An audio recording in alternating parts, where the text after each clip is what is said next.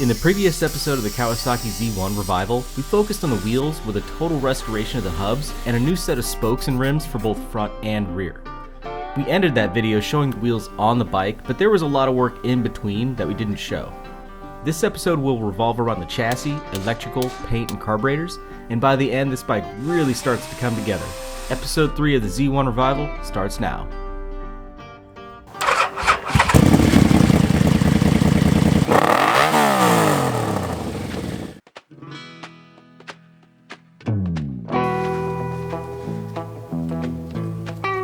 Our first focus will be on the suspension, specifically with steering bearings.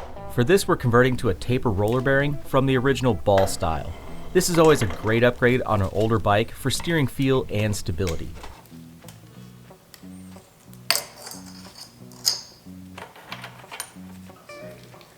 You good?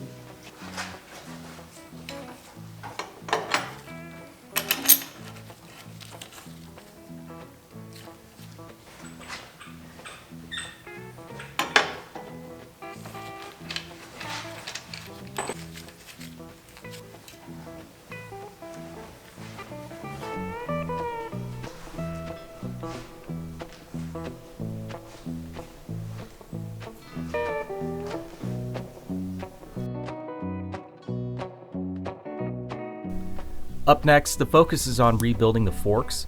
The original stanchions were unfortunately pitted and needed to be replaced. Fortunately, these bikes have great support in the aftermarket, so reproduction or NOS parts are not too hard to source.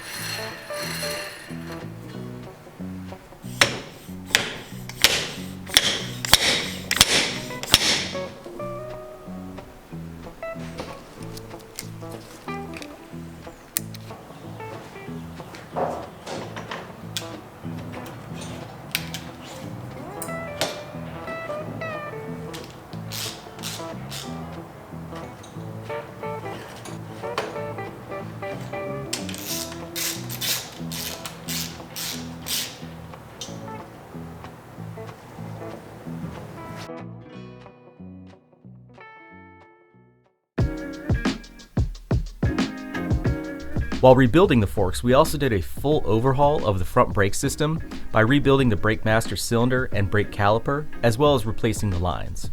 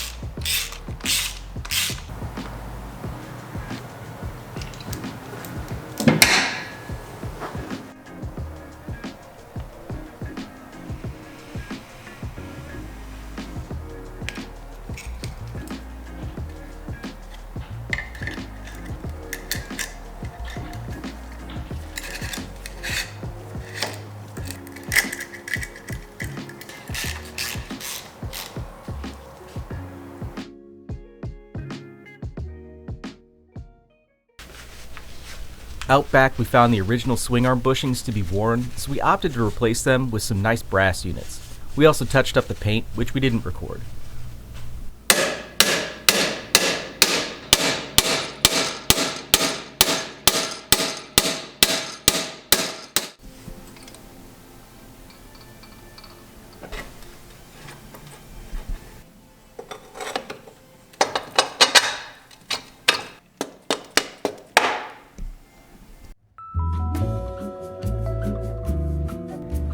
Keeping our focus out back, we needed to address the turn signals.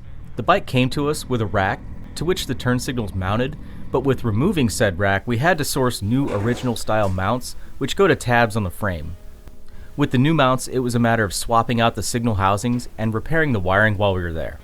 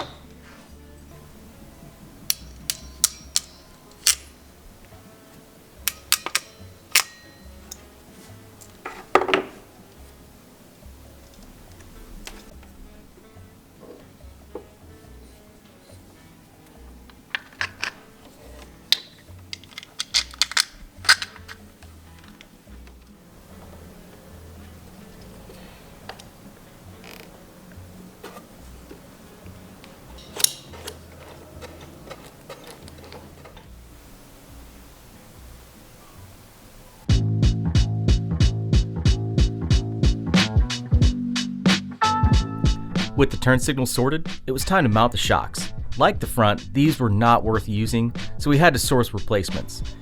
These looked really good and fit like factory, but made everything near them look terrible, which is always a challenging aspect of reviving these old machines.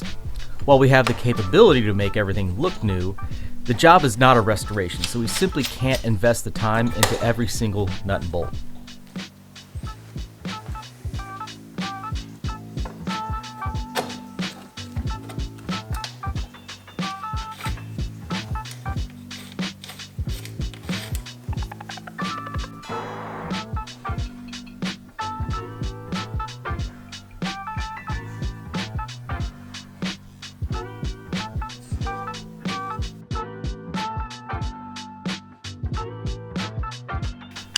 If you've seen us do other revivals on this channel, you know that we take great care when it comes to the controls.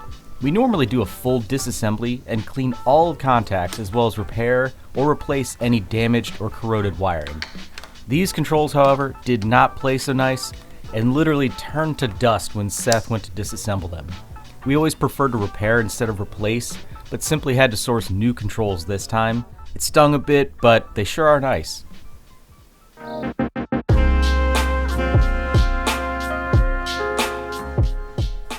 The headlight bucket on this bike had some light corrosion and very faded paint, so we decided to strip it down and repaint it for a factory look. For this, we used some SEM primer and 2K black. While we were in the spirit of painting, we went ahead and painted the foot peg brackets, the battery tray, and tool tray, as they all needed it.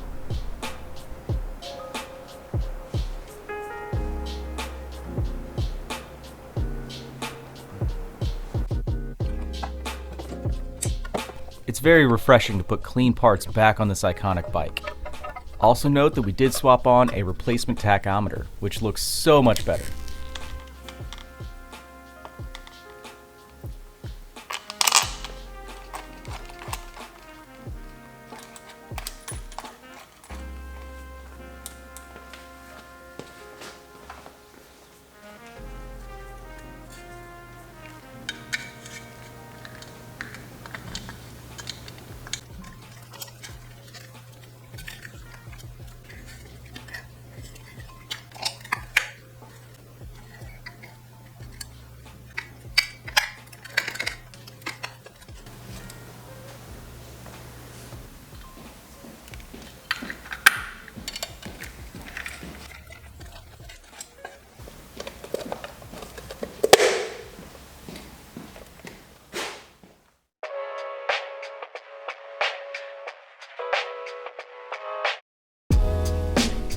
The seat, there really isn't much to be said here, as it just needed a seat. The King and Queen had a rotted pan, which was falling apart with any touch.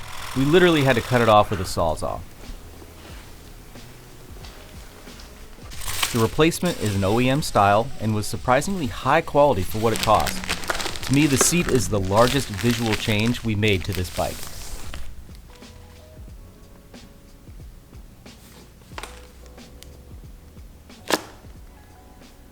That is a nice seat for the money.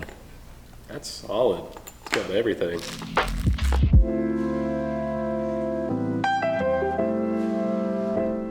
On this channel and in my shop, we love these old bikes and the stories that they tell. The faded paint, dings, and scratches are all memories that the owners have had throughout the years. To remove them is to remove the history of the bike. They're only original ones, so we love to clean them up the best we can while not hiding the little flaws they may have. Seth worked his magic by polishing the tank, tail, and side covers and really brought some life back into this bike, and it looks so good.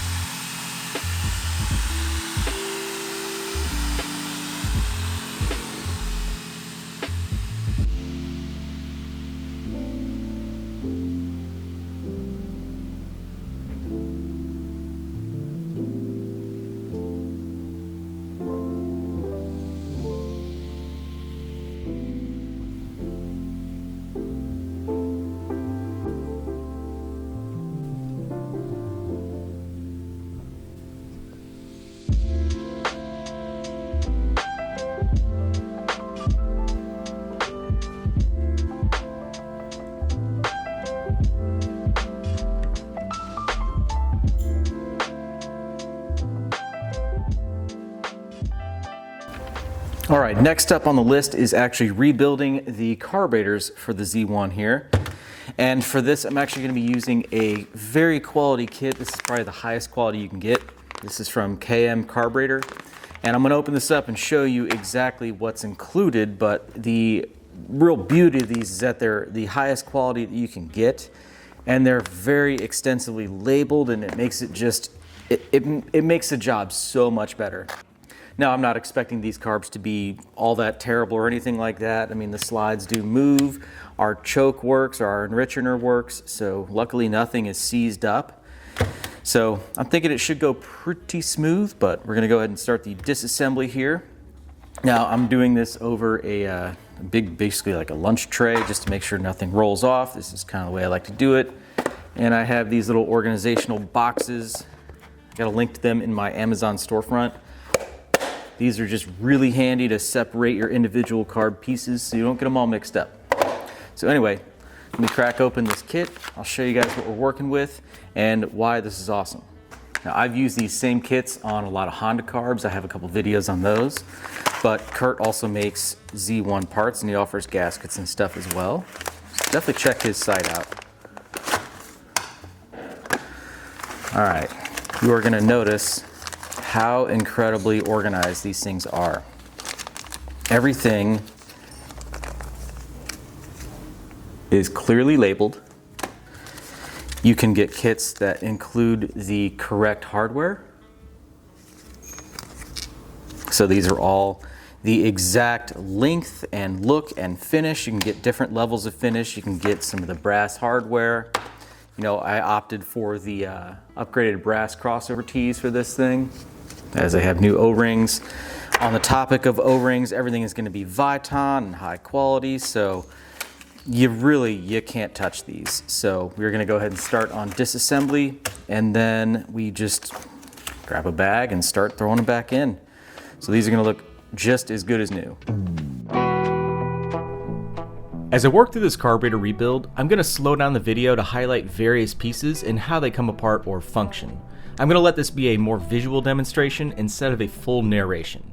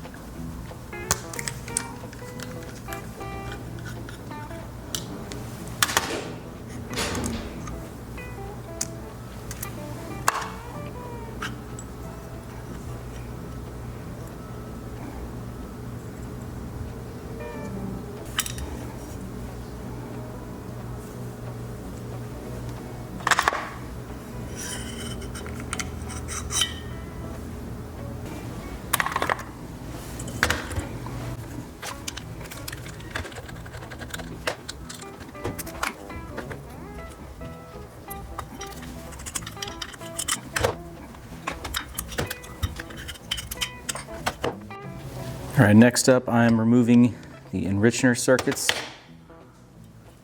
So commonly you'll hear the term choke. So some bikes have an actual choke, which is a butterfly that blocks the intake track, essentially choking down the air, making it richer. This is an actual enricher circuit, so whenever this is lifted up, that plunger moves up and allows fuel passage through here, making the mix richer.